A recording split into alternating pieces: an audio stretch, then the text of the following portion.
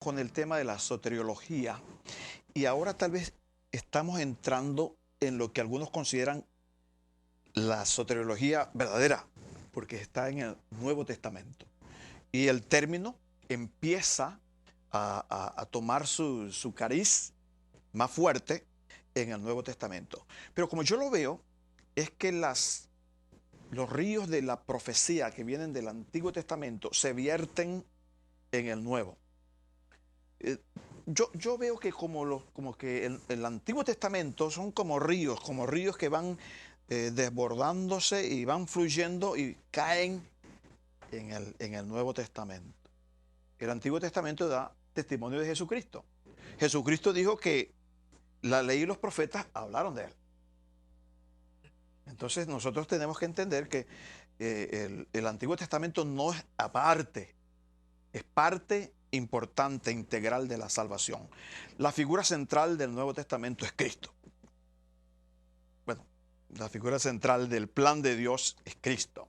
La figura central de la Biblia es Cristo. El mismo nombre de Cristo, Jesús. Jesús. Nombre Jesús significa Salvador, ¿no? O sea que este es el nombre por excelencia de Dios. Jesucristo, Salvador. Mateo 1:21, porque Él salvará a su pueblo de sus pecados. Tanto en los evangelios sinópticos, que son Mateo, Marcos, Lucas, como en Juan, la obra de salvación encuentra tal vez su máxima expresión. Aunque la palabra sotería, ¿verdad?, que nos está ocupando aquí, no aparece muchas veces, pero sí aparece la salvación ejemplificada en el reino de Dios.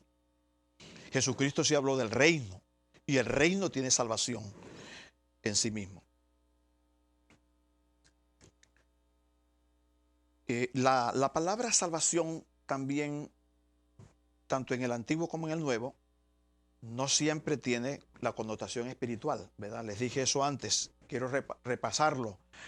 Algunas veces se utiliza como salvación de algún peligro, de alguna debacle. En Hechos capítulo 27 se utiliza la palabra salvación, sotería, para decir que los marineros y la gente que va con Pablo en aquel barco, ¿se acuerdan? Pablo va hacia Roma y sobreviene una tempestad y parece que van a naufragar en el mar. Y Pablo utiliza 3 veces la palabra salvación, sotería, para indicar salvación física. En Hechos 27:20, vamos a buscarlo aquí en la escritura, ¿verdad?, para que esté más respaldado por la escritura. Hechos 27:20, el apóstol Pablo dice: y no apareciendo ni sol ni estrellas por muchos días, y acosados por una tempestad no pequeña, ya habíamos perdido toda esperanza de salvarnos. Esa salvación no es espiritual, pero es la misma palabra que se utiliza, ¿verdad?, sotería. Entonces, la salvación no siempre es espiritual. Habíamos perdido esperanza de salvarnos. Como la situación era tan difícil, algunos marineros pensaron escaparse y dijeron que estaban haciendo como que estaban soltando las anclas. Pero Pablo le dijo al centurión y a los soldados romanos: si los marineros se van, nadie se salvará. Así que impídales que se vayan. Entonces tuvieron que sostener a los marineros en el barco y se salvaron. Por cierto, que el apóstol Pablo asegura que Dios le ha dicho que no van a perderse ninguno de ellos. Y les dice que, estoy tratando de recordar la historia, dice: por favor coman, porque habían pasado, si mi memoria no me falla, 18 días que no habían probado comida. Y les dice: ustedes deben comer algo, porque necesitan salvar su vida, pero habla también de salvar en el sentido de salud. O sea que en el Nuevo Testamento la expresión salvación también significa salud física. Y algunos recuerdan tal vez la antigua versión, ¿verdad?, de la Escritura, que dice, y en ningún otro hay salud. Porque la expresión salvación y salud son sinónimas en el Nuevo Testamento. Zacarías, el padre de Juan el Bautista, habla de salvación. En Lucas capítulo 1 y versículo 69, Zacarías habla de salvación. Lucas 1, 69. Empezando en el versículo 67, dice, y Zacarías su padre, de Juan el Bautista, fue lleno del Espíritu Santo y profetizó diciendo, bendito el Señor Dios de Israel, que ha visitado y redimido a su pueblo. La expresión redimir también es sinónima de salvación en el Nuevo Testamento. Ha redimido a su pueblo. Y en el versículo 69, y nos levantó un poderoso Salvador. O sea que Zacarías está hablando ahora como profeta y dice, Dios nos ha levantado un Salvador poderoso. Ese Salvador es el Señor Jesucristo. Este Salvador está conectado a las promesas hechas a Abraham en Génesis capítulo 12. Porque en él serán benditas todas las familias de la tierra. Es decir, que cuando aparece el Señor en el Nuevo Testamento, irrumpiendo en la escena, este Salvador es el Salvador prometido en el tiempo antiguo, en el Antiguo Testamento. Y en el versículo 77, hablando ahora del niño que es Juan el Bautista, dice en el versículo 77 que él va a ir adelante del Señor para dar conocimiento de salvación a su pueblo. Él no es la salvación. Juan el Bautista no es el Salvador, pero va a anunciar el conocimiento del Salvador. Y por eso que Juan el Bautista, cuando ve al Señor venir, dice, he aquí el Cordero de Dios que quita el pecado del mundo. He aquí el Cordero de Dios. Aún los milagros de sanidad implican salvación. Implican que uno mayor que la enfermedad física está aquí. Cuando el Señor hace sus milagros de sanidad, Él está ejemplificando el poder de Dios. Aquí está uno a quien la enfermedad le obedece. Cuando Él calma la tempestad en el mar de Galilea, está ejemplificando el poder de Dios. Aquí está uno más grande que la tempestad que se desarrolla en el lago. Entonces la sanidad como tal viene a ilustrar el poder del ungido de Jehová sobre el reino físico. Él es Señor también del reino terrenal. Él es Señor del reino terrenal. Ahora, la salvación que el Señor Jesucristo viene a ofrecer es porque el mundo, el hombre está perdido. O sea, el Señor Jesucristo no viene a un mundo que está librado o liberado. Viene un mundo perdido. En Lucas 19:10, el Señor dice que Él ha venido a buscar y salvar lo que estaba perdido. Y por cierto que en ese capítulo de Lucas 19, por primera vez el Señor Jesucristo utiliza 3 parábolas para indicar que el corazón de Dios es la salvación del hombre. Y las utiliza en forma consecutiva. El Señor Jesucristo presenta las 3 parábolas para indicar que su corazón es la salvación del hombre, que esto está en el centro de su corazón. En Juan 12:47, el apóstol Juan dice, Jesucristo no vino a condenar, sino a salvar. Porque el mundo estaba ya condenado. Juan dice, el que no cree ya ha sido condenado. Hay algunos que piensan que Jesucristo viene a predicar condenación, pero dice, yo no vine a condenar, yo vine a salvar, porque el hombre sin Cristo ya estaba perdido. En el resto del Nuevo Testamento y especialmente en las cartas de Pablo, el tema central sigue siendo la salvación. Especialmente en las cartas de Pablo, pero también en Hechos. Hechos 4:12. Porque no hay otro nombre debajo del cielo dado a los hombres en quien podamos ser salvos. Es decir, allí se presenta claramente que el único que tiene poder de salvar es Jesucristo. No hay otro nombre. Y por así decirlo, no hay otra persona, porque el nombre ejemplifica a la persona. En Hechos 16:31, si crees, cree en el Señor Jesucristo y serás salvo tú y tu casa.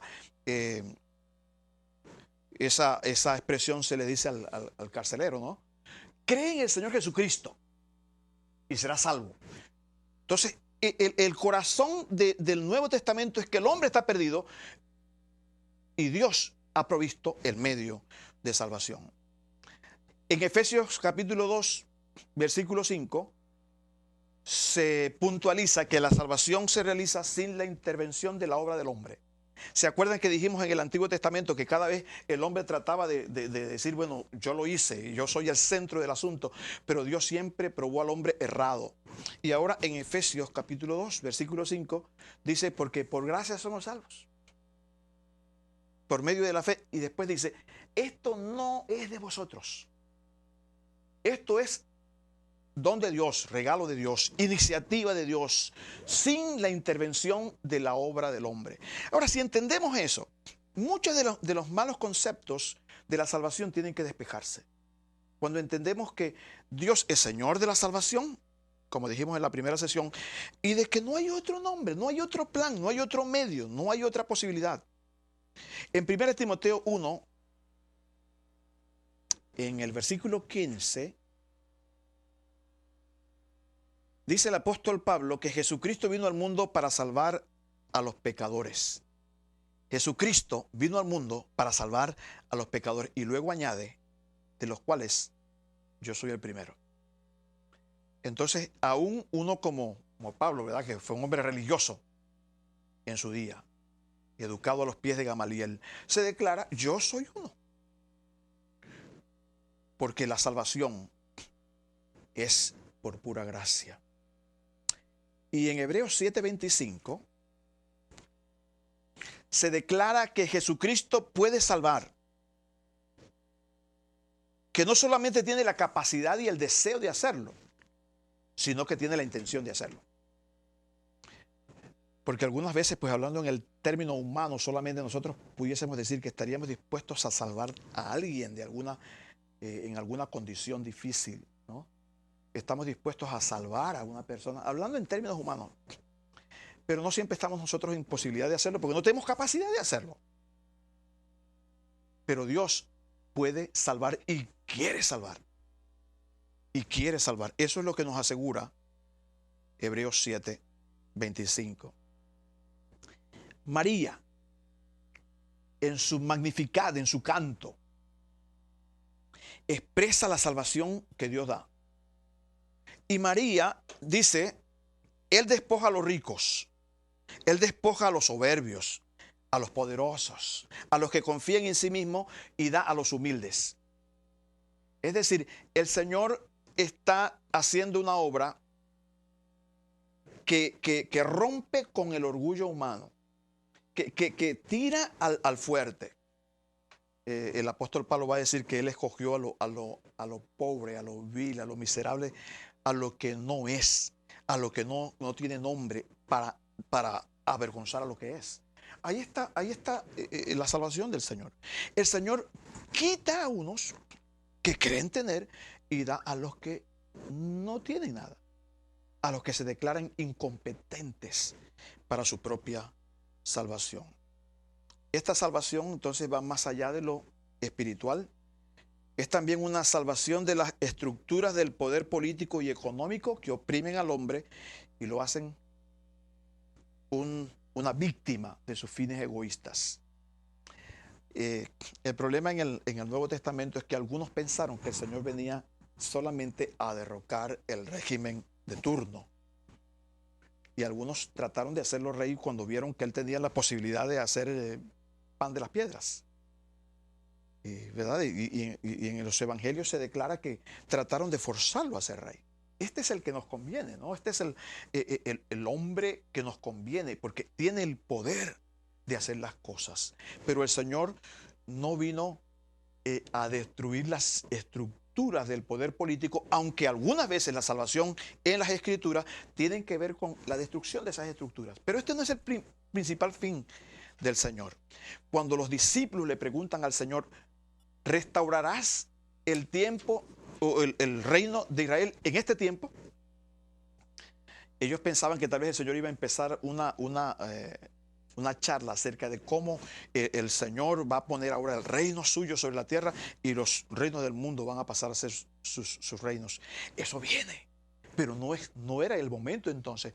El Señor les dijo, no les conviene a ustedes saber ni los tiempos ni las sazones que el Señor puso en su sola potestad, pero recibiréis poder y me seréis testigos, ¿verdad? Entonces el Señor empieza a hablar de que estos que son sus discípulos van a ser testigos de una verdadera salvación que comienza desde adentro del hombre. En Lucas capítulo 2, en el versículo 30, vemos ahora a Simeón.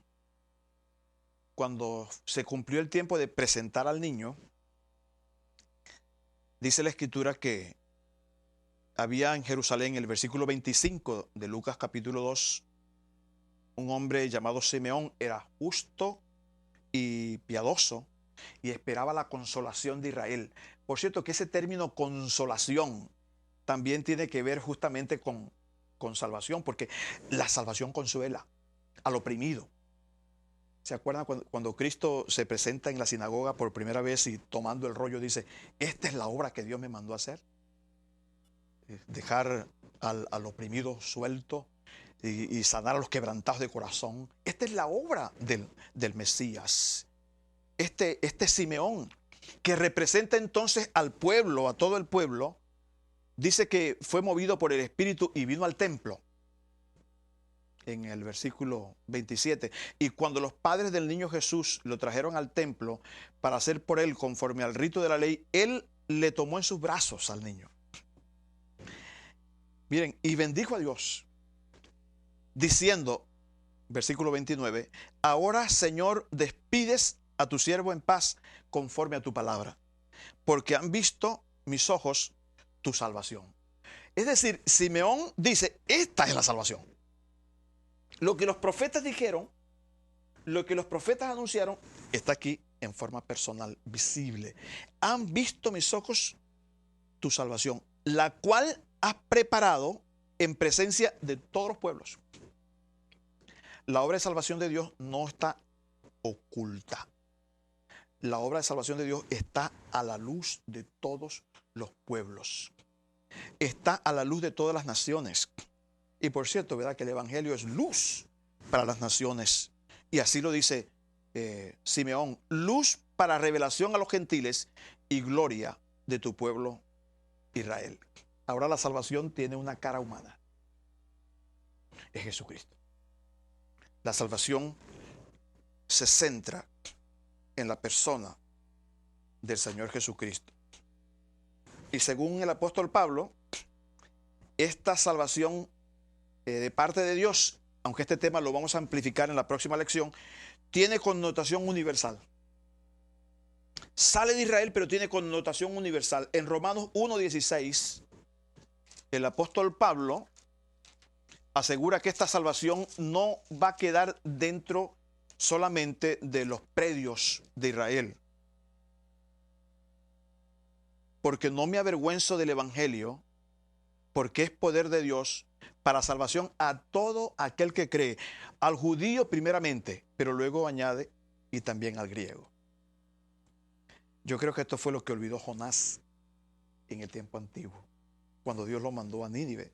Jonás se olvidó que Dios es Señor de todos, que Él es el verdadero Señor y que todos los pueblos del mundo deben escuchar de él y gustar de su salvación.